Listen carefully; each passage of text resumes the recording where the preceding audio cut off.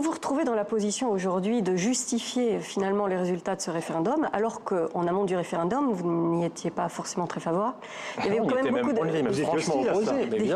des arguments économiques qui montraient que cette immigration finalement avait valu des points de croissance à la Suisse, par exemple, qu'en matière d'emploi aussi, des emplois étaient remplis qui étaient nécessaires, dont la Suisse a besoin.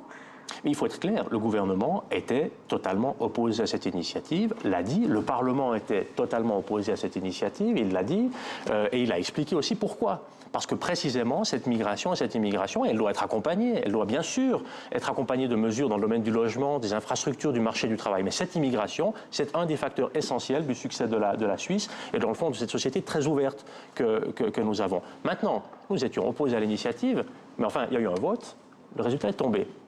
Écoutez, il est là. Et nous faisons avec. On ne change pas le peuple, hein, donc par définition, c'est lui qui a eu raison. Mais heureusement qu'on ne change pas le peuple. Maintenant, la question qui se pose aujourd'hui, c'est de dire comment est-ce qu'on met en œuvre cette initiative avec le signal clair qu'elle a envoyé sur la question de migration, et comment est-ce qu'on la met en œuvre, dans le fond, avec un accord à trouver notamment avec nos voisins et avec l'Union européenne. Nous n'avons pas voté en Suisse le 9 février sur la suppression des relations avec l'Union européenne. Oui, nous n'avons pas voté sur la suppression de la libre circulation des personnes avec l'Union européenne. Nous avons voté simplement sur un plan intérieur et pas extérieur, sur une meilleure, dans le fond, un meilleur accompagnement des difficultés qui sont liées à la migration.